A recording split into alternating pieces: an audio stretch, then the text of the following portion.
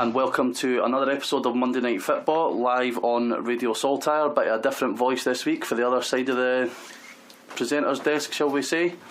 Sam's taking a well-earned break, so I'll be jumping in and taking his place this evening. You know me, my name's Craig. I've also got, we've got another Hibs fan. Finally met him for the first time, so joining me this week are Mark and Scott. Say hello, gentlemen. Hello. Hello. Excellent. So, as there was no club football this weekend, obviously because of the international break, we've decided that we'd use tonight's episode as a bit of a free rein. We'll talk about the starts both sides have had to the season, how we think they're getting on, look at it from an opposition perspective as well. We'll also briefly, because I know that Scott's not the greatest fan of it, chat about the... Oh no, I've actually done a lot of note taking for this for the first time ever in about 3 years. I've done some notes for the Scotland stuff, so as fast as I'll get involved with it, trust me. Excellent, so we'll talk about Scotland and obviously our failure once again to qualify for a major tournament. However, we'll try and not bog that down too much, so we're going to throw to our opening question, as we like to do. We like to keep it light and jovial. This week we were thinking of best and worst haircuts.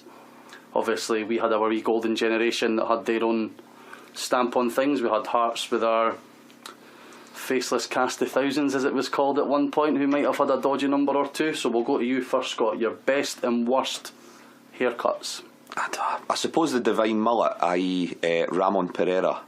I'll leave it to the fans and the listeners over whether that's a best or a worst pick. I actually had a bit of an affinity for him because I sponsored him that season. So I just remember his haircut. It was almost as if he could have been a stuntman for a Mad Max movie. And I'm talking the Mel Gibson ones, not the recent one. But yeah, it was just... I hadn't seen a mullet like that on a Hearts player since probably Scott Crabbe in the late 80s. It was just so retro. So I remember that being one of my favourite ones. No, what about Rusey with the old perm? Must be a favourite, surely. I suppose so. I mean... one of the things that a lot of people listening tonight might be wondering is, why have you not mentioned Steve Fulton yet in the Cup final 98? I mean, that was just a total albino effort, eh? I don't know what he was looking for. I think he was supposed to be bleaching blonde, but it just seemed to go proper white. It didn't really look blonde to me anyway, not when I look back at the clips. So is Ramon Pereira your best or your worst? Let's say both. Both. So you're sitting on the fence for that. I'm definitely sitting on the fence, but I still can't make my mind like 12 years on. Right, Mark, what about Hibs? Obviously we've had a few.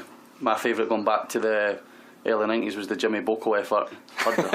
Had the wee wig. There's plenty of photos of me running about in a Hibs strip with a Jimmy Boko wig on. My personal favourite was Barry Lavetti with the cut-ins. Classic. Always liked the cut-ins. But what about you, Mark? What's your best and worst?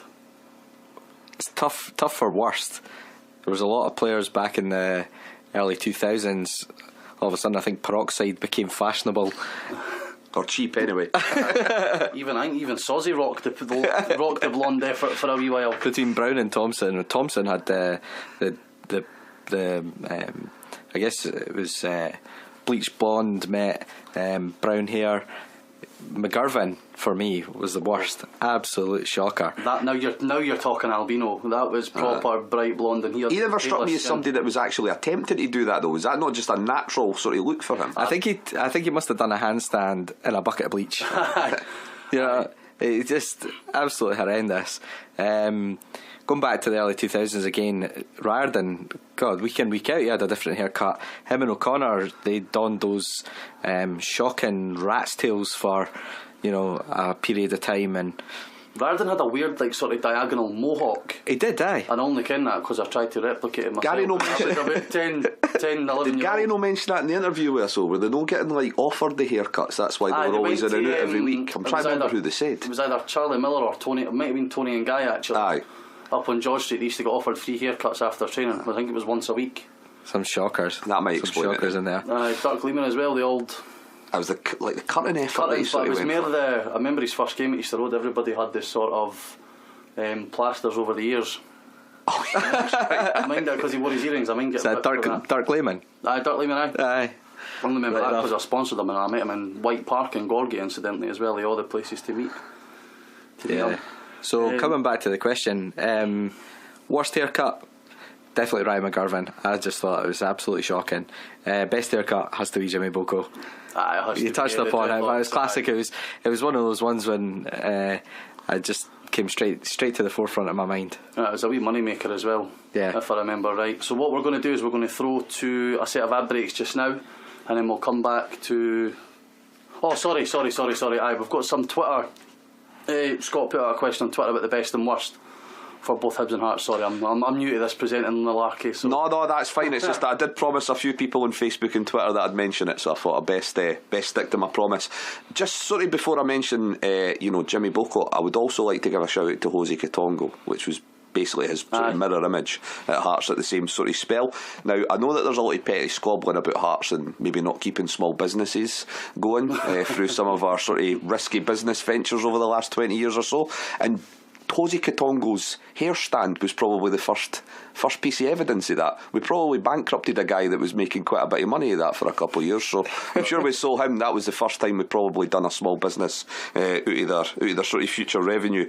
Going back to the other mentions, first of all from the Hibs page on Facebook, Callum Laidlaw did mention Jimmy Boko. There was quite a few Simon Murray mentions, naturally. Ian Mackay actually had a bolt for the past, Willie Murray. Now, I'm not expecting you guys to remember who that is. I needed him to send me the Panini sticker picture to know who he was talking about. And Chris Black actually mentioned Ian Murray in the 4-4 draw at Tynecastle. 1973 or 7-0. That was right. The weird thing about that is, and not too many people talk about it now, but someone actually tried to hit him with a vodka bottle. It was late on in the game when Hibs went maybe 3 or 4-2 up, and that actually gave us the additional time for Weir to get the 2 goals. So in truth, it wasn't Zambernadi just punting the ball aimlessly away at 4-3. It was actually Ian Murray's haircut that gave us the additional time we needed to get that. A few others for Hibs. Dirk Lehman got a mention for Nicky Bruton. Ricky Willis said Barry Levetti. I think similar to the Dirk Lehman, it was the old sort of Curtains effort for the late 90s. A few of the Hearts ones that were actually mentioned on Twitter. Connor Preston went for Andy Webster. I'm thinking he means the ones for about 04-05. Him and Lee Miller had a similar. It was a bit like Rarden's haircut, to be fair. Matthew Leslie mentioned Willie Pettigrew. Again, few of the guys who are listening might not know who that is. Guy was signed for, I think it was Dundee United we signed him from for the early 80s, or Motherwell. It was one of those two clubs. But just pull up a picture of my dad on my Facebook page and you'll know who Willie Pettigrew looks like. Richard Cobb went for Wanma. Probably more to do with the haircut that he had against Aberdeen that evening. There was a few shouts for Hans Eskilsson. Jimmy McDowell, he actually mentioned the crew cut that Robbo had when he returned for Newcastle back in '89. That was a shocking haircut. Almost like soldiers. That was a proper buzz cut. And Sean Bailey actually gave a shout out to John Louis Valwa, which is definitely on the best shout. So that was a lot of the good mentions that we got on social media. So thanks to everyone who got involved with regards to that. Perfect, thanks for that, Scott. So what we'll do now is we'll throw to our first ad break of the evening, and then when we come back we'll open up the discussion about Hibs' start to the season so far, and what Mark thinks of that. So thank you for staying with us on Monday Night Football. Music for Scotland. This is Radio Saltire. Welcome back to Monday Night Football on Radio Saltire. Now what we'll do, like I mentioned before the ad breaks, we'll start talking about Hibs and our start so far. Obviously we're nearing the completion of the first round of fixtures, so I was doing a bit, as I've obviously on the other side of the mic tonight, I've had to do a wee bit of research on it. So just off the top of your head, Mark, what are your thoughts and feelings on Hibs' season so far? I think it's been a very strong start to the season. We put ourselves in a really strong position to effectively build some strong foundations for the season ahead. We've had a few ups, we've had some great results, away to Rangers at Ibrox, away to Celtic at Celtic Park, had a few downs, losing at home. We were well outplayed in every position against Hamilton. The squad's still gelling, I've said that before on previous shows. The defence still a little bit inconsistent in my eyes. We need to stop conceding early goals. But overall it's very strong. We're in the top 6. We've proven within the first 8 games that we can compete in the league, and I think we've got some strong foundations there to go on and prove ourselves over the next 8 to 10 games. No, I would agree with that. I think picking on the defensive aspect of it, I still don't think that Lennon knows his strongest backline. Obviously, we're now kind of hampered by the fact that McGregor and Fontaine are out injured, and I don't think that a pairing of Hanlon and Ambrose is the way forward. For me, I think that now that we've stepped up a level, Ambrose has shown a wee bit of his frailties at times. Apart from the games against, ironically, Rangers and Celtic, where these bigger stages is where somebody like Ambrose seems to thrive and seems to like the big occasion. It's a concentration problem with Ambrose, which is why he plays better on the bigger occasions, because he needs to be switched on. I think the problem is when he's playing against teams where Hibs will dominate the ball and dominate possession in the opposition half for the majority of the match, he is then prone to switching off and trying to walk the ball out the backs, and I think that's probably his biggest issue. That's for me, where I feel that Ambrose is better in a 3, where he's got another 2, or even, let him sort of, maybe not a 3, but let sort of, either McGregor and Hanlon either side of him, and let him play almost like a sweeper or a defensive mid. Let him, use our half, and he can pretty much do whatever he wants, and I feel that's where he'll be strongest. Obviously, moving further up the pitch, we've got a midfielder banging form now, John McGinn. He really seems to have taken that step up to the Premier League with ease, especially with his 2 goals against Celtic. I know it's looking a bit further afield, but do you think now it might be difficult to hold on to him even come January, given that we obviously got a couple of bids late in August? I'd like to see us retain him for the rest of the season. It's a bit of a chicken and egg scenario for McGinn, in my opinion. If he goes south of the border, it's more competitive. Whoever he goes to, whether it's a championship team, would he break into a premiership team? I don't think so. He is a very strong player. The quality and the depth of every position, within the Premiership. If he was to go, it maybe be a bottom half club. Would he get a start? That's debatable. So I think, being realistic for McGinn, we'd be looking at a championship club, a sizable fee, 5-6 million. Given a decade ago we got 4.4 million for Brown, I don't think the valuation that Lennon's put on McGinn in any way, shape or form of 4 to 5 million is unreasonable. Well, that is something that has been quite contentious, hasn't it? That people are now coming out and saying, well, McGinn's played 2 seasons in the Championship. After 6-7 games, what qualifies him to be a £5 million player? But I think for me, valuations in football are all about opinions. It's quite easy to turn round and say, well, how can McGinn be worth 5 million, but if Celtic were to sell Callum McGregor, would he be worth 5 million, or would they get more for him? When they're completely different players in different positions, it's all about opinion. I think that the point about Scott Brown's a valid one, given that we sold Brown 10 years ago for 4.4. So with how inflation has worked in football, how could you not say that McGinn would only be worth an extra 500k? I think a lot of it could be down to probably just Neil Lennon and Hibs making a concerted effort to make John McGinn feel like he's wanted at the club as well. So I don't for 1 second believe that Neil Lennon sits there and thinks that that's how much they're going to get for John McGinn. I don't think that's what the Hibs board would expect to get for John McGinn. I think if somebody came in with an offer of half that, I think Hibs would accept that. I don't think there's... I get what he's trying to do. It's all part of that psychology and that man management, and I think he's actually doing the right thing. But I think too many people are reading too much into it. I don't think he's doing it for anyone but John McGinn's own self-esteem when he's saying that. I reckon anyone coming in with a bid of half that would probably get him. I would probably agree with that. I wouldn't expect Hibs to get around about 5 million for him. As much as I think, me personally, do I think that he's worth that? Probably. When you look into he's won both domestic trophies in Scotland, apart from the league. He's been a pivotal part in both teams' successes in those trophy wins. He's been a big part of Hibs. He broke through to the national squad as a championship player, which no many other players in Scotland have done, over the last 10, 15, maybe even stretching back 20 years when we were actually half decent.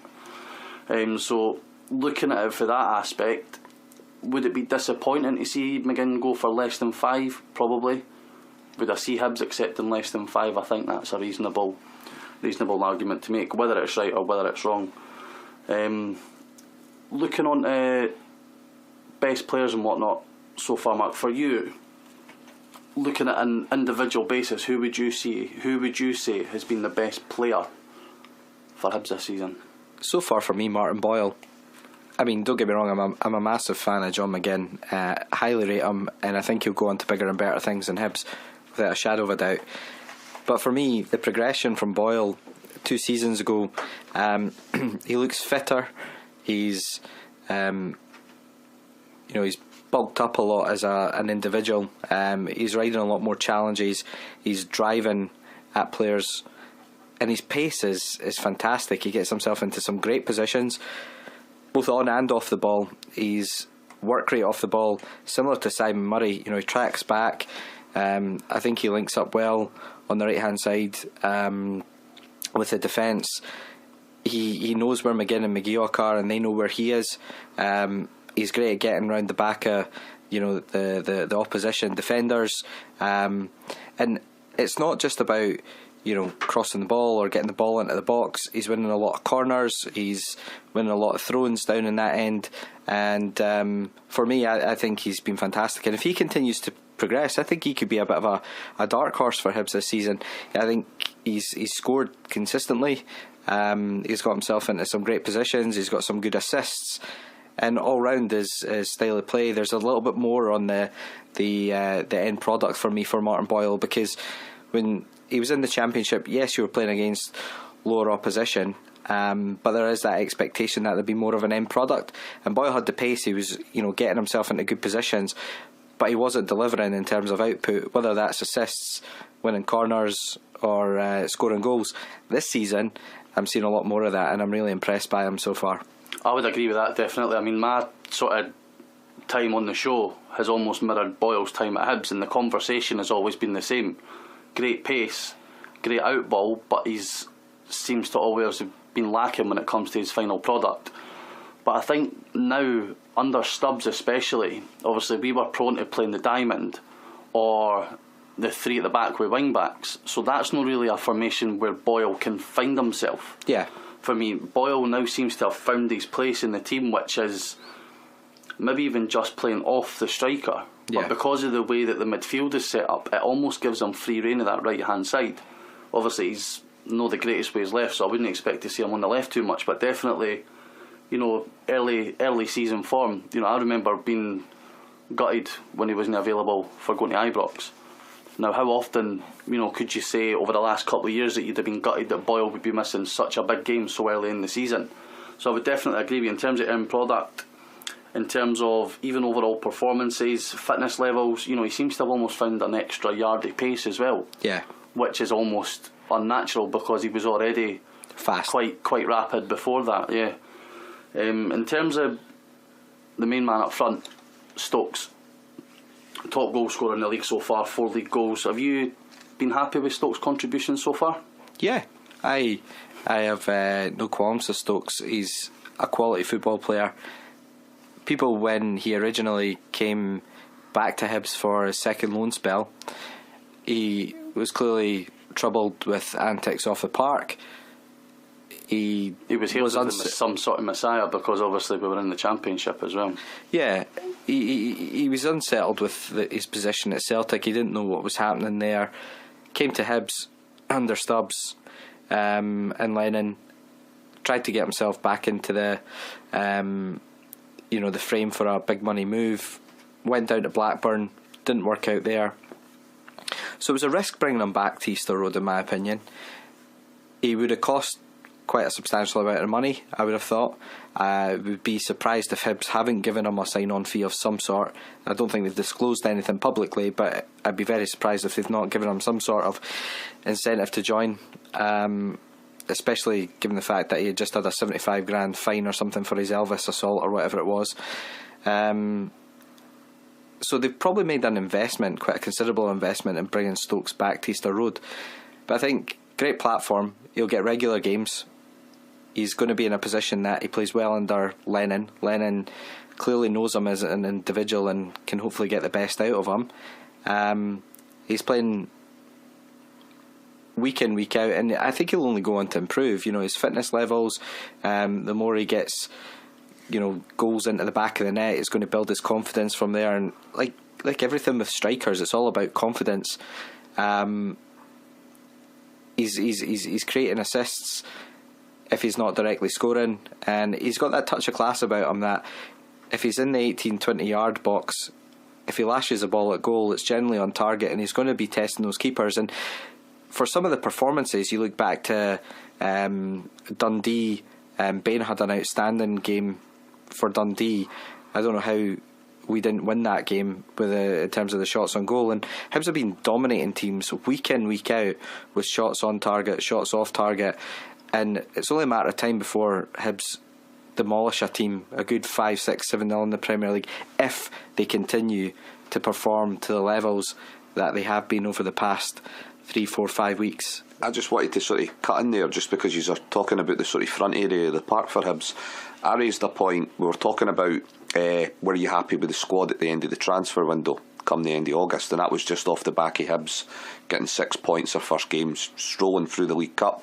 And I said that I felt that Hibs were really, in terms of strength of depth, they were miles ahead of Hearts, which they still are in most areas. But the one area I felt that they could potentially get caught in over the course of the season was in the front area. Obviously, Big Dave, I'm not even going to try and attempt to pronounce the name. David Matalevicius, I've been practising. Well, that's why you're sitting that side of the table to me. Yeah, I mean, Big Dave for me was an unknown quantity, hasn't really offered a lot yet, and I did feel that Simon Murray was going to be at best a hot and cold striker at this level, which is what's proven to be now. Would you two say that is now starting to look like an area where you could potentially be slightly struggling, or are you happy that maybe the likes of Boyle could maybe fill in, maybe one of the younger guys like Ollie Shaw could maybe come in and get a run in the team? Yeah, I just don't agree with anything you've said there, Scott. I think we've got plenty of depth moving forward in the final third. Stokes, if he stays fit, is there. You've got Simon Murray. I think I'll give you the hot and cold bit. I'll give you the hot and cold bit, but even if both of them were injured, you've still got Swanson there, you've still got Boyle, you've still got Big Davy. They could comfortably fill in up top. It then stretches a little bit midfield, right enough. But yeah, you've got youth that potentially could come through. You've got Ollie Shaw, etc. So, I think we're okay in terms of firepower. I'm more concerned about the defence at the moment. I think you raise a valid point, Scott, because if Stokes goes off form, then where's the goals coming from? The only thing I would say is that we've shown in the last few weeks that we can now get goals for other areas of the park. McGinn stepped up last weekend at Parkhead with a couple. Obviously Slivka scored that peach at Ibrox, so he's capable for outside the box as well. And I think that the one positive for me about Simon Murray would be that he doesn't seem to let a barren spell affect him. He seems to be the kind of guy that he'll just, whereas maybe with take Cummins for example, or Keatons, if they didn't score for 2-3 games, you could see the head go down a wee bit at times and it might affect their overall game. Whereas with Murray, I think Murray's the type of guy that'll just run and run and run, and he'll work even harder to get that opportunity to get himself a goal. In terms of Stokes still divides opinion. Obviously friend of the show Kevin Thompson wrote an article a few weeks ago, not being exactly too nice about Stokes' training, approach to training and the way that he trains. Obviously Stokes came back to that with his own opinion, which he's entitled to. And I think for me, the difference now with Stokes at Hibs is that the last 2 times he's been here, he's not been the main man. For example, when he was here the first time, we had Riordan, we had players like Zamama and around about them. This time, second time round, we had Cummins. Cummins was the main guy. Everybody knew that Cummins was the main man, but then he had players like Keatons and whatnot around him, and we were almost looking for a talisman to replace Malonga. Malonga went out the door, Stokes came in the door. Whereas this time for me, he's the main man, and I think he'll take that on, and I think he'll use it as a sort of push. He's now the main guy driving Hibs on, and like you've already said, Mark, it's been, he's shown in the past that he works well with Neil Lennon. He's had the best spell of his career under Lennon at Celtic. So looking at the forward areas, is it a concern if he goes off form or goes injured? Potentially. But like Mark says, I think we've now got players in other areas of the park that are able to step up if need be. Move. Have you got? Sorry, Mark. No. I was just gonna finish on that. I've mentioned it a couple of times on previous shows. The depth and quality that we have across midfield, up front, and even in defence. Effie's scored, Whittaker's scored, Hanlon's scored, Swanson, Boyle, Murray, Stokes, McGinn. They're all banging the goals in. So as long as we continue on that path, that if you've got a couple of strikers who are off the boil, so to speak, the goals are coming from the rest of the squad, and it'll even itself out over the course of the season, I think. Perfect. On that, what would be, so just maybe a couple of quick fire ones, who's your surprise package of the season so far for Hibs? Either in terms of as an individual, collective? I'd have to say Simon Murray for me. When he signed up in the summer, Lennon's always had a good eye for a player. He's made some fantastic signings historically for Celtic. I was a little bit unsure about Simon Murray, albeit Hibs were in the Championship with Dundee United. You didn't really hear much about Simon Murray. I watched him when we played against him, and he didn't really stand out as a player that I thought decent player. Like to see him in a Hibs strip. And I'm always very complimentary of other teams when they come to Easter Road. I'm always looking out for talent in the opposition, but Simon Murray's never been that type of player that's really stuck out. But then of course he signed. We started to learn a little bit of his history, his background. He was a boyhood Hibs fan, wants to play for the club. His old man played for the club as well, back in the 80s. Yeah, absolutely. And that was music to my ears. He then went on a fantastic run, scoring I think it was 7 or 8 goals in 10 games, pre-season, which was really building his confidence. I think he was double figures before the league even started. Yeah. But the thing for me with Simon Murray is his off the ball work rate, and it totally outweighs Stokes. There's a lot of predatory strikers that, in and around the 6, 12, 18 yard, they just want delivery, get the ball into their feet so they can get a shot away because they know they've got the technical ability to put the ball in the back of the net. Simon Murray, for me, is he one of those players? No, I don't think so. It'll be a percentage game for him in terms of, he'll need to get himself into good positions and have 4 or 5 good shots at goal to maybe convert a goal. Like Stokes is a kid. He needs 3 or 4 chances to stick one of them away. Aye, Stokes is the type of player that could just get one shot, stick in the back of the net, and he can win you 3 points. For me, Simon Murray is off the ball work rate. He makes up for what Stokes doesn't, if that makes sense. A couple of weeks ago, can't mind who we were playing, but he tracked back some like 40 yards, to break up a play, and it's very rare that you get that in a centre forward. He's always closing down the ball. He's getting in and amongst riding challenges, he's getting tackles, getting stuck in about the opposition off the ball, and so for me, he brings a lot more to the game than just being a centre forward, and I think a lot of people probably underestimate that, especially in a centre forward as well. Definitely, no, I agree. With Murray, mine's would probably be a bit more left field. I'd probably say Ryan Porteous. I know he's not featured as much in the league, but obviously, there was, with his strength and depth we've got in defence, there was talk about him going out on loan. Obviously, he was at Edinburgh City last season, played in the League Cup, and by all accounts was outstanding.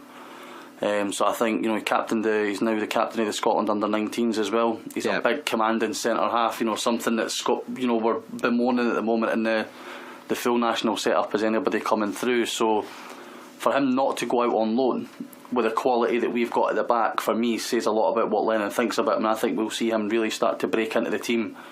Maybe not now, but as we start to settle into the league and see how the league's unfolding, sort of maybe going on towards from sort of January onwards, maybe we'll see him getting a game. Yeah. In terms of your maybe disappointment, Have you got any disappointments?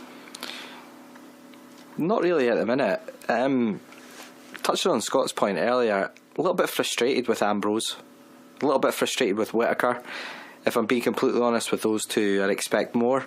And I'm sure probably Neil Lennon would say something similar behind closed doors. The depth and experience they both got at Premiership and international level, bringing that to Easter Road. When you look at players like Porteous coming through, they'll be looking up to the likes of Whittaker and Ambrose and seeing them as role models. And I think from watching them so far this season, they've been inconsistent, and I think certainly they've been complacent in my eyes. There's been a lot of poor individual efforts where they've been at fault for goals. They've maybe given the opposition, certainly possibly lacked respect for the opposition in some games, and that's then Hibs have been punished for it. But moving forward, if Lennon sorts that out, a couple of clean sheets, and the confidence builds there defensively. They've had a ropey start. They've went behind in almost every game this season, and that does start to affect you psychologically, because you do lack that confidence. You do hesitate, and those split seconds count a lot against what's arguably tougher opposition with better centre forwards that are getting in amongst you, and they'll punish you. Exactly. I mean, especially with Ambrose and Whittaker. I mean, they're no mugs. They've both, played at a really high level. Whittaker's played in a UEFA Cup final, won numerous trophies with Rangers, played in the Champions League, played in the Championship down south, played in the Premier League. Ambrose himself, I don't know if he's won the African Nations Cup with Nigeria. Maybe he has. That's maybe a bit of research I should have done. But we probably need Wikipedia that one. But in terms of playing at a high level, he's represented his country at a World Cup. He's won numerous trophies with Celtic, played in the Champions League. But it goes to show you that no matter how much you've done in the game, what age you are, that little bit of lack of confidence can really affect you. I think for me, not so much a disappointment in the individual, but Danny Swanson. I think that he's just been trying far too hard. For me, obviously, you can tell that he's, you look at his Instagram post when he was first joining the club, you could tell it was literally as if me or you were picked at the crowd to put a Hibs jersey on and play. It really means that much to him. Yeah. And he's still been trying that wee bit too hard. When we spoke about when he was confirmed coming in, I had him down as a first pick. When we spoke about the squads and whatnot, how we were shaping up, I couldn't see why we wouldn't bring him in and have him as a first pick. But right now, he's trying too hard to be a first pick. He's trying too hard to play the perfect pass. He's trying too hard to, be that end ball in the box to get himself a goal. Yeah, I'd agree with that. The only thing about Swanson that's been irritating me so far this season is if there's not been the end product, i.e. if he's tried to deliver a pass, or if he's had a run at goal and the play's been broken up by the opposition, or someone's got a tackle in, he stops and he gets frustrated. You can see the frustration coming out. Maybe put his hands to his face, or he'll let out vent verbally frustration. For me, just turn and chase the ball, try and win it back, get yourself into a stronger position, put pressure on the opposition so that they're not then breaking away. And there's been a lot of times so far this season with Swanson where he's maybe been driving, tried to distribute a pass, play's been broken up, it's not happened, he's sitting there frustrated. You can visually see it on the park, but then the opposition have got the ball, they're in 5-10 yards of space, they're then getting the ball away and counter-attacking. Actually, I'm pretty sure we've conceded a couple of goals off the back of that as well, and that would be a sticking point with me with Swanson. I think in his defence, just looking at this from the sort of neutral point of view, and it's something that we might touch on with the Scotland chat later with Barry Bannon, sometimes as a fan you're guilty watching players like Danny Swanson who have got great technical ability, neat and tidy on the ball, and when they're playing for the opposition, because you're so transfixed on watching your own team, you can only pick away at the good things that they've done in a game. So you'll walk out and you'll go, great set play, or the way Ken pivoted on that ball, or the way that he played in that forward player was really nice. I don't think Danny Swanson is any different a player because he's now playing at Hibs. I know that I've also kind of made the suggestion he could end up being, Liam Craig Mark II, but I actually think when you really cut down on his career, you look at a guy that, apart from at St Johnstone, wasn't really the main man anywhere, and maybe Hibs fans just need to accept that he maybe is just going to be a bit of a rotational squad player, and maybe the expectations from the fans, because he's a Hibs fan, has probably hindered him just as much as his own expectations joining his boyhood club. I'd go along with that. Obviously, when we spoke about it, I was like, oh, brilliant, Swanson coming in, a boy that, if he wasn't down there, he'd be sitting up with us watching it. So, I would agree with that. I think. Look, he was St John. Correct me if I'm wrong. He was St Johnstone's top goal scorer last season. Double figures, yeah. Double figures. I think he scored 15 goals last season for St Johnstone, and I think he was the player with the highest number of assists last season as well. So you're looking at an attacking midfielder that's 10 to 15 goals in him, and I think that's the expectation that Lennon set. But you're taking one season out of a 12 or 13 year career. Yeah, and that's maybe the problem. He maybe he maybe just had that peak spell at the right time with the right club. And it's, I've seen it with plenty of Hearts players. You look at guys like Rudy Scatchell, they find a club, it clicks, and it's all good and well there. They join other clubs, and it's not that they're bad players, it just doesn't click for one reason or another. And there's signs of that in Swanson. I mean, it's still early days, but there is signs there to suggest that potentially it isn't going to work out to the extent that probably he and the fans would probably want. Well, hopefully not. Hopefully we'll see the Danny Swanson that all Hibs fans want to see going forward. Wrapping up on Hibs, I think I'm in agreement with you, Mark. I think it's been a pretty solid, if unspectacular, start to the season. We've went away to Glasgow and came back with 4 points. Not many people would have expected us to come back with that. Two terrific performances as well. Unlucky not to even win the game at Celtic Park. Rodgers came out after it and said that we were the toughest test that he's had domestically, which I feel speaks volumes. Obviously got the semi-final of the League Cup to look forward to, again against Celtic, but we've shown that we can give them a game. Who knows what we can do with our 20,000-25,000 support behind us, because we know that the support can make a big difference in the games like that. Right, what we'll do is we'll throw to another set of ad breaks, and then we'll come back to discuss the other side of the town, to discuss Hearts.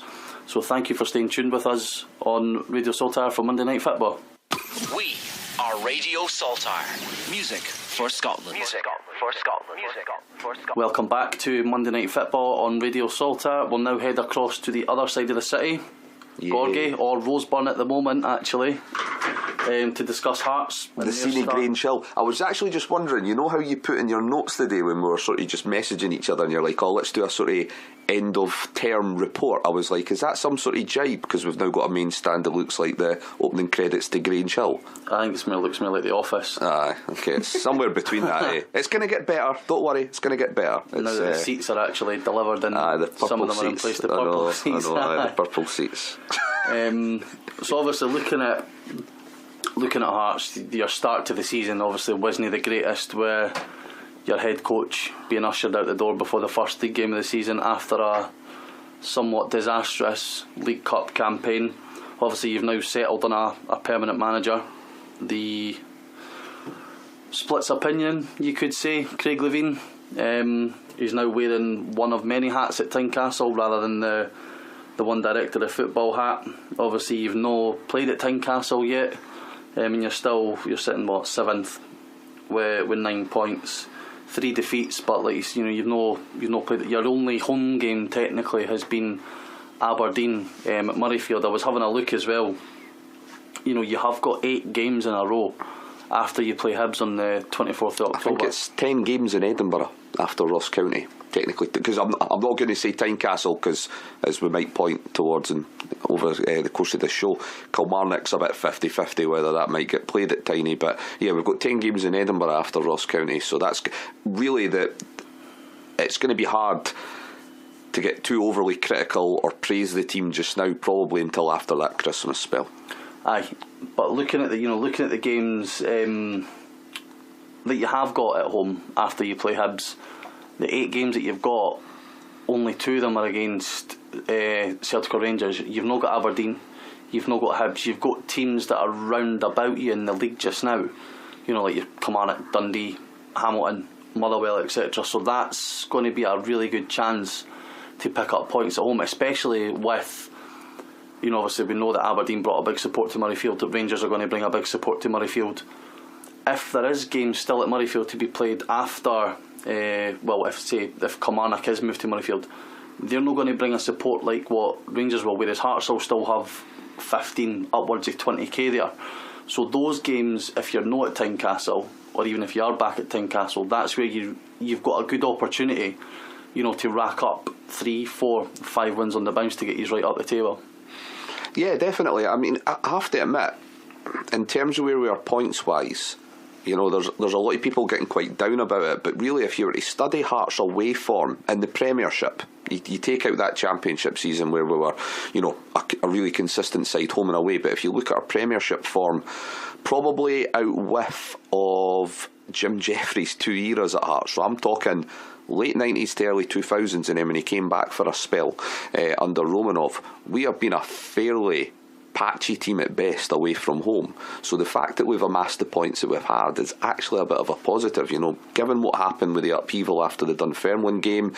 You know, rumours of there being issues with, you know, Cathro maybe not taking instructions now from his fellow coaches, the players not enjoying things with the training, players reporting back unfit after the summer schedule. I think it's fair to say that we're doing okay just now. You know, I'm not going to get, because I still see a lot of issues with the squad, which we'll touch on tonight, but I don't think it's too bad. And if you compare it against, because there is still a very divisive sort of look at Craig Levein. You know, half the crowd seem to be, you know, willing to give him that chance. I'd say it's probably more than half. I think it's now becoming, not a minority, but there's becoming more and more of an element of the support that are slightly not happy that he's in charge. But really, his away form is comparable to some of our more lauded managers during the last 10 years, such as sort of Paulo Sergio. So I'm fairly happy with the form overall, but as you might touch on, there's definitely still a lot of things that we need to improve on. I think when you look at, you know, taking my Hibs hat off for a second, when you look at the sort of mess that Cathro left, there wasn't really many names that actually stood out other than Craig Levein. You know, knows the club inside out, knows the players inside out, because he's probably helped identify the majority of them that are in the squad, and he's very much someone who'll get them back to basics. You know, I remember Levein's teams at Hearts finishing third 2 seasons in a row. He's never played swashbuckling attacking football. These were set up as difficult to beat and then build on that going forward. You know, you did have talent in attacking areas, but there was, because Levein obviously is a centre back, and you were helped by the fact that you had Presley and Webster at the back, you know, that solid defensive base. Obviously going forward, like you touched on, the fitness issue, I think John Daly's came out, Doom might have been another one that came out and said that the training methods that Cathro was implying, obviously the ideas that he had were good in principle, but he didn't have the players to implement them. Yeah, I think it was all fine and well provided we had possession for all 90 minutes of the game. The problem was, I don't think we worked on anything in a defensive aspect, and it's disappointing to hear that, because and I'm not going to shy away from my sort of stance on Cathro, even going up to his very last hours as a Hearts manager. I was still of the opinion that we should have given him a full 12 months. Literally a day before. Yeah, I mean, yeah, exactly. I spent a whole hour getting lambasted by all you guys in the studio before. I wish I'd changed my mind. No, I still think that, you know, now I'm able to look at that in the bigger picture and get all the facts as to what was actually happening behind the scenes. And the more you hear from other people that know people within the club, and you think, no, you know, that was definitely the best decision. I do think there's a lot made of Craig Levein's appointment. I've watched enough of this team now under Levein's stewardship over the last month or so to suggest that he isn't quite being as hands-on as I think he potentially needs to be. I think that his position as manager, I think, is a lot of it is to do with trying to look after the other coaches that are at the club, that the hope can fulfil this sort of boot room policy that they want to take on for the, you know, the legacy that teams like Liverpool had going back to the 70s and 80s. Again, you know, going back, you know, a couple of years, Jack Ross was supposed to be the successor to Robbie Nielsen. Jack had to leave for, you know, reasons that, well, there's various rumours and innuendo with regards to that, but we won't go into that on radio. But yeah, Jack had to leave, which means that we did have to bring in Ian Cathro, and I think, you know, Levine would have liked for us to have been a couple of years further on before bringing in John Daly. So I do think that this is more to do with Levine just trying to safeguard that sort of legacy that he wants to implement at the club. I do think that if you watch how we're playing just now, there isn't all the hallmarks of a Craig Levine side about it. We're still trying to play through the middle of the park. It's not quite as kick and rush as some people would have expected from a Craig Levine team. Maybe that's just because we're still in the infancy, a second spell there, and maybe that'll come with time, especially with the home games, when we're maybe able to go a bit more direct and press the ball a bit harder. But I'm not quite seeing it yet. I still think that he's probably letting Daly and McPhee have quite a reasonable sort of influence on how things are done. I think you need to look at it as well that obviously there was a load who's picking the team, who actually put, you know, even under Nielsen, Levine's the one giving orders. That whole debacle with Cathro, with Levine passing notes down for Daly and whatever, you know, people reading into that Levine's the one that controls the team. Which is strange, because when you look at he's just helping. Yeah. He's when you look at the centre halves, experienced head coach in his first managerial role. You look at the centre halves we've had under Levine's stewardship as director of football. A lot of those players wouldn't have got a game for a Craig Levine side. Danny Wilson wouldn't have got anywhere near a Craig Levine team.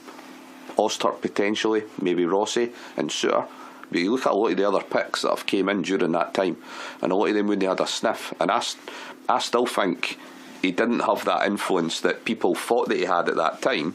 It's now getting to a stage where you're now looking and going, he needs more of an influence. I do think that he's maybe not quite 100% overseeing things as manager, and time will tell whether that'll work out to be a good thing this season or not. But I'm not seeing enough coming out of him yet with regards to that. I'd like to see him maybe just get a hold of the team a bit more and get us back to doing things right with the basics. You look at, you know, we didn't have I wasn't here last week, but I was at Dens Park on the Saturday, and the 2 goals that we lost against Dundee were criminal, and a lot was made of Prince Boabin, and it is right, it's his fault. It was his man that he picked up at both, but I felt that we should have identified that weak spot at the loss of the first goal, and that should have been rectified at half time. For me, I still can't see how Craig Levine would be making those mistakes, and it still, to me, still feels as if he's just more of a public figurehead just now rather than a manager at Hearts. I guess you need to give him props for actually putting himself in that position. You know, a lot was made out of the fact that he was the silent figure at the club. He's now, you know, the figurehead. He's the one presenting himself to the media before, after games, during the week, whatever. You know, so it'll be interesting to see where over the next year, especially when you get that run of games at home, how Levine is actually, you know, putting his stamp on that side. Obviously, your main signing, like, you know, like we had with Stokes, was Kyle Lafferty coming in. Obviously, it's came out in the last couple of weeks that he's had some off the field issues in terms of his gambling. Obviously, it's nice to see that he's came out. Well, obviously it's not nice to see because you didn't want players to be going through that, you know, but he's clearly got the support of everyone at the club. Obviously, we on the show wish him all the best in recovering from his addiction. But I mean, he's still scored 3 league goals. You know, but can you see a sort of parallel with his performances now that we know what issues have been affecting him off the pitch? It's hard to say. What always impressed me about Kyle Lafferty when he was a part of the Northern Ireland squad was how he fitted well on a team that can quick breakaway on you know, counter attacks and that. I'm not quite sure we're utilising him to the best of his strengths. We're almost kind of making the same mistake we've done with similar players, you know, in the past, just because of their height. You know, guys like, you go back to maybe say John Sutton or even Connor Salmon, looking at someone purely based on their genetics. I think Gordon Strachan's now coined this phrase. He's probably copyrighted it now, but yeah, I think we've looked at those genetics and just assumed that they were going to be good target men, and I think we're potentially doing the same with Kildare now. I think more so because we're playing away from home. Hopefully that'll change as you start to see more home games. And I did feel that we were less direct when we played at home to Aberdeen. So hopefully we'll see a bit more of that over the coming months. But I do think it's still a bit 50-50 for me whether he is going to become our talisman. I hope it does.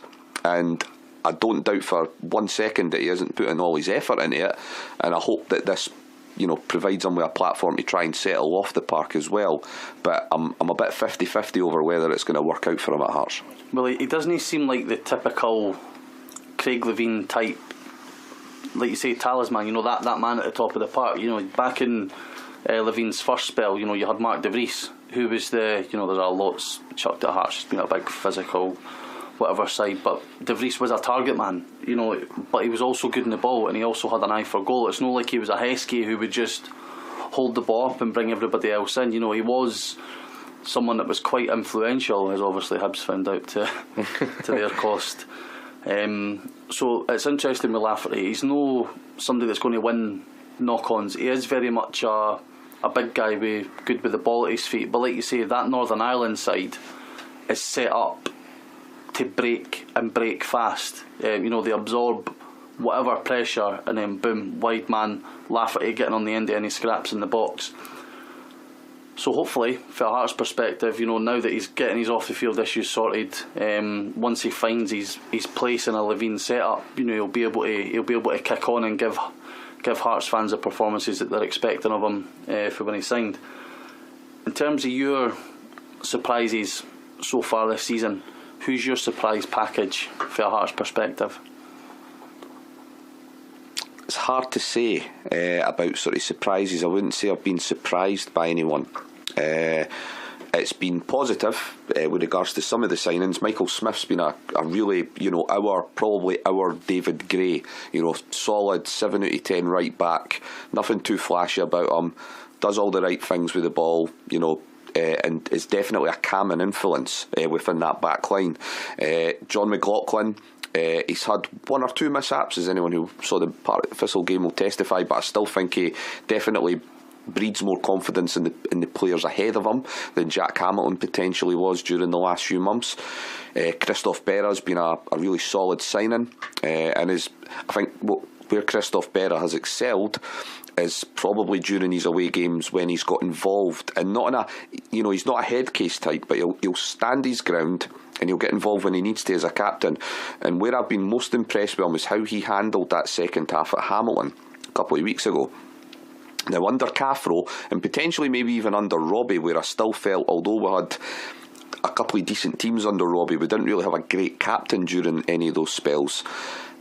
He excelled in that second half. When Hamilton were starting to turn the screw and they were trying to get, they've got that bit of that nasty streak in them, they're a bit streetwise, he stood up to it.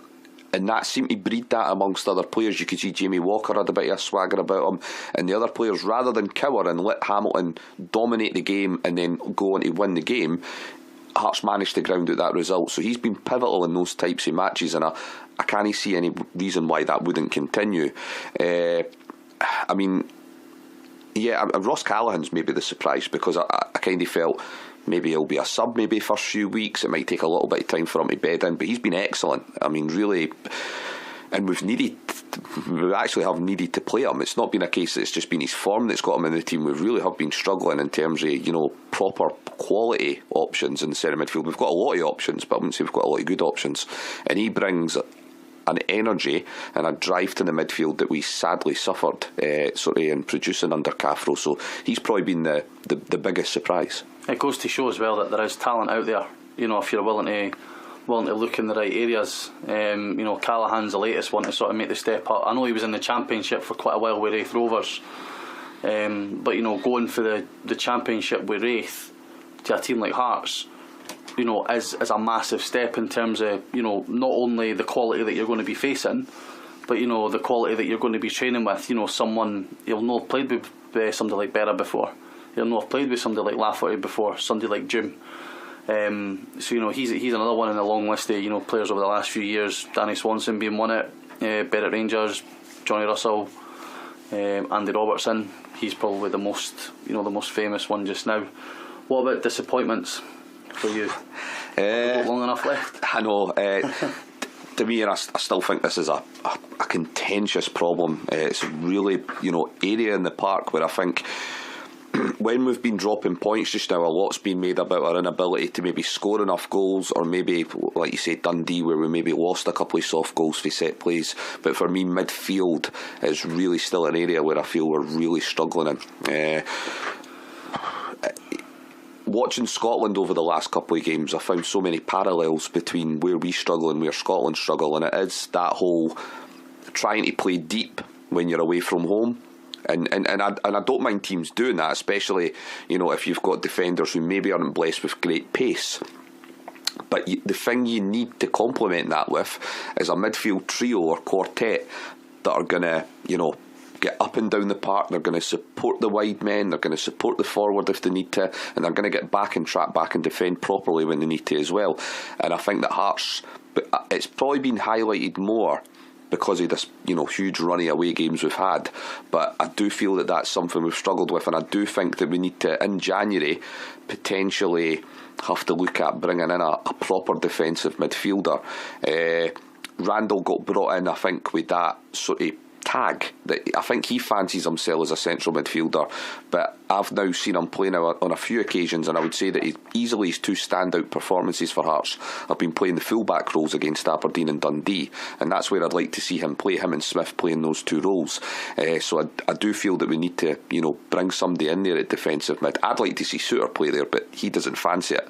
I think that defensive midfield role's born for Suter, but Hearts see a centre half in him, and that's where they want to go with that, so I don't think that'll happen either. So that's the main area for me where we need to try and improve on, and the overall strength and depth. I do think you'll see, I'm talking about lack of pace and things like that just now, but there are players there that could potentially come in and make an impact. There's Moore, who's had a couple of games now for the first team. Played very well at Parkhead in the first game. There's Callum Morrison, who's rattled in about 9 goals in about 10 or 11 games for the wide area for Stirling, albeit in the smaller leagues, but it's breeding confidence. On the I was looking at a fans forum the other day, and there's people saying that Morrison's that level, just that league, he's the absolute standout. Aye, so hopefully he might come back into the scene, starting January maybe. There's other guys like Ewan Henderson that scored 4 goals for the under-20s the other week there against St Johnstone. So we do have a lot of options coming through. Obviously Harry Cochrane as well, who started against Dundee. He's probably the most heralded of them all. So it could be that I could turn around maybe in a few months and say we actually do have that strength and depth. I just don't see it just now. So it'll be interesting to see what we do come January. But yeah, I mean, there are reasons to be positive, more so now than what there was 2 months ago. Definitely. Obviously, when you look at when you take into consideration the start, then obviously the time taken to actually get Levine in the door. But now that he's in the door, that you've got your thoughts on whether he's just maybe the public figurehead, but maybe it's McPhee doing the majority of the work. I just think there's maybe a mix. I think he's even alluded to it himself. He's talked about video analysis and other aspects of the training being taken on the Monday and Tuesday. Yeah, Kirk and Fox are. Well, I think Kirk's now doing Daly's job, and Fox is involved with the first team. So I think Levine said that he primarily deals with things on a Thursday and Friday. So it'll be interesting to see how that dynamic works, and I hope it does, because I do like all the people involved within that structure. I really rate John Daly. I've been so impressed with him, not just this season, but the way he handled the under-20s, taking over for Jack Ross. I think he done a sterling job there, and I really like Austin McPhee as well. I think he handled himself so well during that that phase where it would have been easy for him to have maybe just said, I'll just walk with my tail between my legs, the same way that it happened with Cathro. So I would like to see it work for all the people involved at the club, and I hope it does. But I was actually just going to see if Mark had any, because I was sort of playing devil's advocate on a couple of occasions with him. I was wondering if there was maybe any sort of trolling that he maybe wanted to get involved in at this end. Not so much. I'm negative enough, Probably. You cover both angles, Scott. I think the standout for me, the defender against Dundee was just abysmal. You had your fingers burnt once. I don't know why they didn't. Against was the boy for Dundee, Henley, Waddle. Aye. I don't know why they didn't change things up against the set plays there, and that's kind of schoolboy for Levine in my eyes. But no, on the whole, I think you've had a tough start to the season. You've had a lot of games away from home against some tough opposition. Levine's still finding his feet. The squad are still gelling. You've had a couple of key injuries. I don't like saying it, but I think Hearts will finish top 6. You've got a very strong squad there, and once you get a run of some home games, hopefully that'll breed some confidence as you start to pick up some results at home. And I think things will turn around pretty quickly. I'd probably go to agree with that. I think there's the basics there for Hearts to really build. Players like Suter at the back, who a lot think will be, now that this qualifying campaign for Scotland is finished, he will now sort of be slowly introduced, because obviously he's part of the under-21s. You've still got Jamie Walker there. Whatever's going to happen with Walker over the next sort of 6 to 9 months is anybody's guess. You've got Lafferty, who's proven, on that big stage that he's capable, and then you've also got what seems to be quite an exciting batch of youngsters breaking through. So it'll be interesting to see how Levine does with a transfer window under him.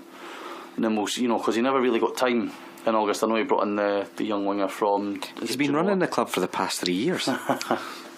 No, you're right in what you're saying. They did bring in sort of... See how I just seriously just decided to totally not even flinch at that. That one.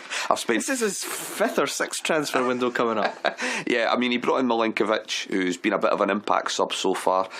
Callaghan's obviously... I think Callaghan was someone who was on the radar before Levine took over the reins. Obviously Lockie had come in and maybe put his name forward, and McLaughlin was somebody who had been looking at, I think, even under Cathro. So you're right in what you're saying. It will be interesting to see what sort of business we can do, because I think compared to Hibs, there isn't quite the same level of finance that's available for other reasons just now. Yeah. Good with that? Good with that. Well, obviously we'll be interesting to see how, especially with those run 8 home games and all that Hearts do, especially if they get back to Tynecastle, because obviously, going on the old cliches, we're getting closer to the winter now, so there's going to be more games under the floodlights for that mythical, magical Tynecastle atmosphere that we hear about all so often. That we produce maybe 2 or 3 times a season. But aye, so happy with the club chat that we've covered? Any other areas that we want to talk about? Let's go on and bash Scotland now. Aye, so yeah, the bit that I've probably been looking forward to the most, obviously last night Scotland drew 2-2 in Slovenia to pretty much end another World Cup qualifying campaign. Obviously it's now 20 years since it'll be 20 years next year since we last reached a major tournament with that World Cup in '98 in France. There's so much to cover in terms of where do we think that the campaign fell apart? Where do we think we could have done better? What do we think we could have done better? But firstly, just a quick question on Strachan: stay or go? Stay. Both want Strachan to stay? Yeah. I think he's done a fantastic job. I think I need to put this out there. It's not a case that I want him to stay. As I've probably mentioned at the start of the show, I'm a very passive, Scotland fan. I don't really get overly emotional. All my time and investments put in on my club, I'm afraid. So, I watched what happened last night, and I feel for the fans who do put in all that sort of investment into them, and obviously the people watching at home, they get caught up in it. But for me, I think he should stay based on what I feel are these sort of pros and cons, and there is many on both sides, and this is an argument that I find really interesting, because there is a lot of valid points that both camps are making just now, but I think the ultimate point is, can we get someone better? And for me, you can't. For me, you can't. There's a lot made about. I saw a short list of names, and again, a lot of these names probably won't ever be linked with us properly. But they mentioned Van Gaal and David Moyes and that. And one of the biggest bugbears that people have, the Strachan detractors, is the fact that he has this sort of almost snobbery towards the Scottish Premiership, and the fact that he seems to deem the Championship to be a better level. And apart from, say, your groupie guys, the core group of the Celtic players that he brings in, there isn't a lot of other players that he sort of includes from the Scottish leagues. Are you telling me that that's going to be any better under somebody like Moyes or Van Gaal? I don't think so. So that's my main point of the argument. Yeah, the only thing for me that's frustrating about Strachan is lack of investment in youth. Strachan is a well-rounded, experienced manager, and as Scott said, he's won a lot domestically, a lot of trophies. He's he understands the game well. Every manager comes under scrutiny for their tactics. Formation this, formation that.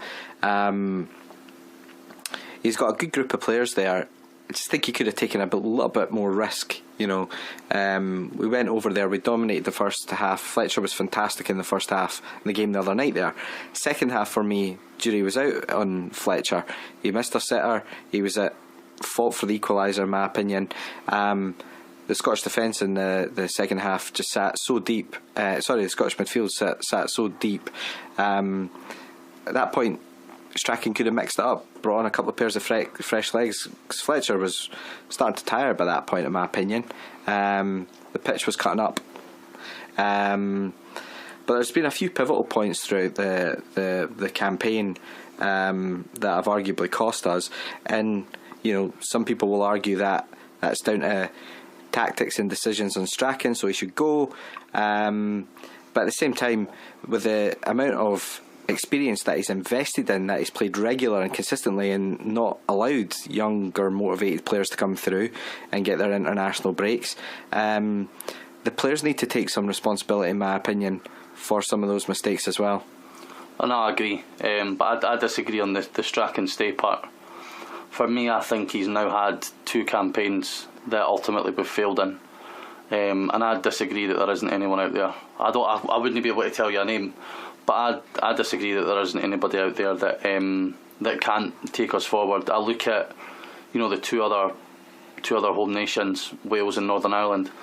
They've invested in younger managers and said to them, here, almost left them to go and do it themselves. And you only need to look at where they've got. You could argue that Wales have got a superstar in Gareth Bale, but that Northern Ireland side doesn't have a Bale, doesn't have somebody like they've not got that figurehead that plays at a top level. They've got Stephen Davis, but he's no. Do you know what I mean? He's no like the Bale type. I think the Northern Ireland comparison, definitely, I would 100% agree on. The Wales one, I just think they've got a better team, and it's not just a case of Bale. You could say Ramsey. You could even say guys like Ashley Williams and Ben Davis. You could probably say we don't have players that are as good as them. So I think I was more looking at the fact that they're putting their, they've given their managerial job. Yeah. To, because I think Coleman's only job was Fulham, that wasn't exactly a success. And yeah, he was at Palace and that as well. He never really, and I think he even had a little spell over in Spain, and he wasn't someone who was very much heralded before he got given the Wales job. And obviously Michael O'Neill was a bit of an untried sort of source, probably a cheap option, you would probably say, on behalf of the Irish FA at the time. My issue is what you've just said, that what Wales and Ireland have done, I felt we were trying to do, but the fans wouldn't give time to that sort of long-term view. So we tried it a couple of times since Craig Brown left in 2001. So we tried it with Vokes, okay? And look, trust me, I know he made mistakes, I'm not saying that. But what Vokes actually did do rather well was he brought in youth that should have been getting a game under Brown towards the tail end of his career. Yep. You then look at Craig Levein, and again, there's other faults that you can pick away at Craig to do with stubbornness and, that infamous night in Prague. But what Craig Levein came in to try and do was try and fix Scotland from grassroots up. He was almost like what he's wanting to do now at Hearts and stuff like that. He maybe probably wanted to take on too much of a role, kind of almost do a full-time job into a part-time job. But I felt that was 2 opportunities where if we just had the patience to go long-term, it could have, bared some fruits, which it kind of almost did with Votes, not under his stewardship, but then we brought in McLeish and Smith, and those players who had been introduced by sort of Vokes had come on and to a game. Under McLeish Precisely, and then they had guys who, Smith and, McLeish didn't rock the world, but they were good tacticians and they were also good man managers as well. And I think Strachan's good at that, especially the man management. I wrote a lot of sort of pros and cons, and I'll just quickly fire through some of them. You can pick away at what you want to. So, for the first 4, or the first pro, I sort of said that, we've had our best performance in the qualifiers since 1998, okay? But then you go against that, we couldn't even finish third in the last Euros table, which would have got us qualification. You then go back to the pros, we are fighting till the last minute each game, and that shows that the players are with the manager. But then the flip side of that is, without those late goals, we would have only had 7 points in the table. So what are we doing wrong for the first 85 minutes of the match? With our best run of form in competitive games for God knows how long, probably again sort of 15, 16 years. But then against that, if you look at Strachan's spell, he's had 2 good runs of form where you had the start of the Euro qualifiers where they were doing pretty well, and then the tail end of this year. But then that bookends like a 2-year spell where we got 4 points out of the first 4 games in this qualifying spell, and against Gibraltar and Malta, I think, during that spell. So this is what I'm saying. I could go on and on, but that's a flavoury kind of why I think there's probably as valid points on both sides of the argument. But ultimately, until somebody can come and tell me who can come in and do a better job, then I think that Strachan deserves another crack at the whip. I think that's where we need to sort of, not get rid of him and be looking to appoint someone by, a month's time or whatever. I know there's another break coming up in November. We should be looking to really cast the net far and wide. Whether it be somebody young, I know he's got a job just now, but somebody in the Alec Neil mould, Derek McIntosh possibly. There you go, give him a 4-year contract. That. I guess the only flip side of that is with somebody like McInnes, he's going to eventually be looked at for a higher profile club job, like when Smith went back to Rangers and McLeish went to Birmingham. The issue that I think that people have with Strachan, and I don't really have an issue with it, is his media persona. He's very condescending and very patronising towards sections of the media. At times, you only need to look at Gordon, give me a quick word, Velocity. He's well known as a joker, and some fans take that as disrespect. But on the flip side, you can see from what the players were saying last night. Lee Griffiths came out and said, ultimately, he wants them to stay. But then I would look at it as the overall part of Strachan, where you saying who comes in and takes us forward. We're not patient enough to want that longer term plan. For me, in Strachan's tenure, he's not shown that he's willing to implement a long-term plan. He's only, look at the last 2 games for example. In my opinion, the 2 most informed midfielders in the country, McGinn and McGregor. I can see why McGinn was called up but not given any game time. But to not include somebody like McGregor, who, let's not forget, is keeping out Armstrong in that current position that Armstrong would have played in the Scotland midfield. McGregor's only getting called up after somebody else is pulling out. That for me shows that Strachan is stubborn and he's not willing to change it. Look at his treatment of Ollie Burke as well. He brought Burke in as this. We were thinking, here's our Gareth Bale. Takes him to Slovenia, doesn't even strip him, and then dropped completely. Maybe it was the right thing to do, but publicly for me, it didn't come across well and it didn't sit well. And that for me sits with Strachan. He's very comfortable with what he knows. He's not willing to try outside the box. I agree with that. I mean, we shouldn't be using Kieran Tierney at right back.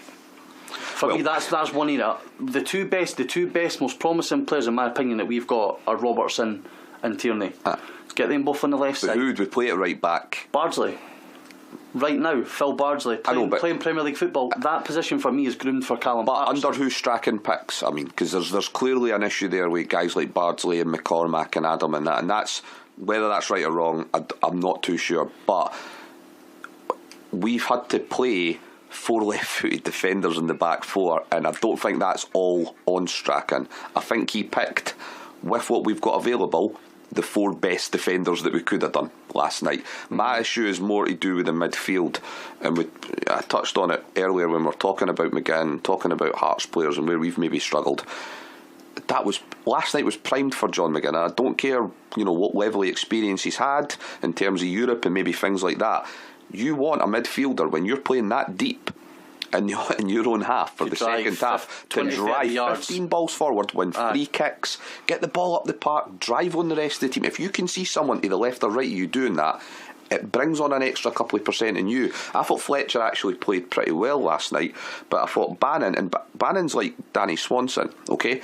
you watch him when you're a neutral, and I watch him play a fair bit for Sheffield Wednesday on the TV, and you go, what a neat and tidy wee player, and he'll make 2 or 3 World Cup passes, and you'll be like, he's a classy wee act. Wee left foot, aye. See, when you're concentrating on him for the full game and he needs to get up and down the park, he's got no legs. It's like running through treacle. He's not great. That's not... And that's not his fault. That's up to the manager to probably identify him. So this is where, again, for all that I think Strachan should be given another opportunity, he needs to learn for these mistakes. And the reason why I can sort of see the other side of the argument is he's not been proven to do that so far. So this is where I get why some people do want him to go, because I felt last night, you look at the substitution. So he decides he's going to bring Chris Martin off at 1-0. Who actually he rejigged the formation. After going away from home. a goal down. But he sticks with that change, even when it's like... That's where, for me, the stubbornness comes in. It's not just stubbornness. It's... I don't know if there's pressure from the SFA. If we've got someone that's at a Premiership club, then they're at a far higher level than the SPL, so we can't play an SPL player.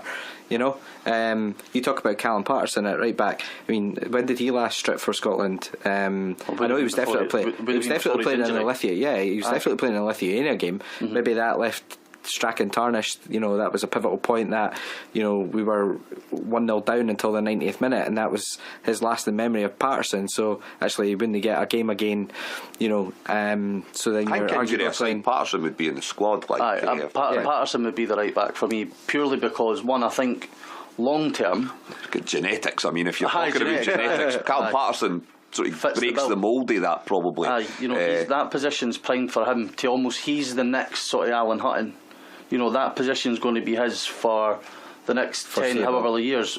One, because I think he's good enough for it. I think long term he's good enough for it. But 2, there's nobody else. You could look at Ralston breaking through at Celtic potentially as another option, but that's, for me, with Strachan, and people saying, why would you put McGinn in, and I'm not just saying this because I'm a Hibs fan, because I would... No, I'd agree with you, so you don't have to I'm not trying to say that I'll give McGinn the armband or that, but why would you put him in a game like that? He's played Championship football for the past 2 seasons. Granted, I'll give you that.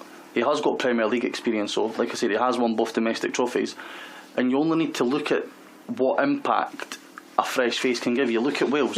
Wales were drawn 0-0 against, I don't know, was it Moldova or Georgia or something like that. A boy who's barely played for Liverpool, played 2-3 games for Liverpool, 17-year-old. Right, pal, on you go, let's show what you can do. And then in 2 games, boom, scores in his first game and gives an assist for the winner in the second game. So this whole, he's not got the experience that we're looking for, doesn't sit right with me, to be honest. Like you say, McGinn is the perfect player to get that ball and drive forward. McGregor is that perfect player to link between the less mobile midfielders and Griffiths up front. I've got less of an inclination over McGregor, and I don't know what it is, and it's maybe harsh of me to say this because he hasn't been given a chance yet, but I watch him and I think that Scotland jersey could drown him in the same way I see it do with James Forrest. James Forrest always looks quite impressive. I think Scott, that's the. And then I think he looks out of place in a Scotland team. He doesn't add the same thing. And it's harsh of me to say that because McGregor hasn't been given the chance to prove me wrong. But for me, McGinn is the more attractive option with regards to the 2 that they brought up. That's who I would have been starting. I think part of that attitude actually sits in Strachan. It's that cynical. He's not enough of a risk taker. I mean, you've got Celtic went away, dominated Anderlecht, and confidence was high. You then look at the Celtic Hibs game. McGregor and McGinn outstanding, the 2 of them. Big stadium, big platform. Fletcher could have just sat back a little bit, and then I think starting with a 4-4-2 formation for Scotland, I just think Strachan got it wrong for me. Even then, you can maybe argue we played really well in the first half. So maybe actually, I don't want to seem like I'm contradicting myself, but maybe he got it right. But when we went 1-0 up, that's when things should have changed. As Jose said, part of the bus. Switch to a 4-5-1, bring on a couple of fresh pairs of legs. Go to 1 up front and just try and hold it out for the 40 minutes and you're through. And okay, there's pros and cons for everything, but that's where touched upon Strachan's stubbornness or his inability to change a game or to make those decisions. He has his favourites, in my opinion. I think he needs to take a little bit more risk in investing in youth and motivated players that are hungry, that want it. Like Griffiths, for example. Griffiths has waited for his chance. Obviously, there was a lot of clamour for him to get picked when he banged in 40 goals for Celtic. He still, I think it was the 5th game of this campaign that he got his first start. Obviously, he did go, 11, 12 caps without scoring, but since the goals against England, that's 4 goals in 5 games that he's got. So he's really taken off, and you can see that he loves it. He wants to. He's not one of the, like Strachan made a point at. Nobody's hurting more than the players. They give up their free time to come and do it. They didn't get paid for it. Well, I'm sorry, but the international window is a chance for them to put themselves in an even bigger shop window. They get paid handsomely enough as it is for their clubs as well. Well, some of them, maybe Griffiths is on more than somebody like McGinn, for example, but to be honest, that was probably, in terms of how people are now perceiving Strachan after last night, that's where I really felt he let himself down. And he really just needed to thank the players for their effort, thank the fans for their effort, and just say we'll come back. To go into the genetics argument, and I don't think it's as plain and simple as people have sort of looked into it and suggested that it's all about height. There is a valued argument behind the genetics comment, and it's to do with how you use your body. It's not about height, but it's how you actually put yourself about in the park. I think that's probably what he was trying to get to. But as soon as he said that after getting knocked out, firstly, it just sounded like we were just trying to make excuses, and secondly, it just reeked of a comment that probably our performance director should be making, maybe off season, or like it just. And I get that it was probably all said with a bit of emotion, but he probably is experienced enough to know that was always going to come back and bite him. But then maybe he's thought, I'll take the blame on me by making a silly comment. But maybe that's giving him far too much praise by saying that.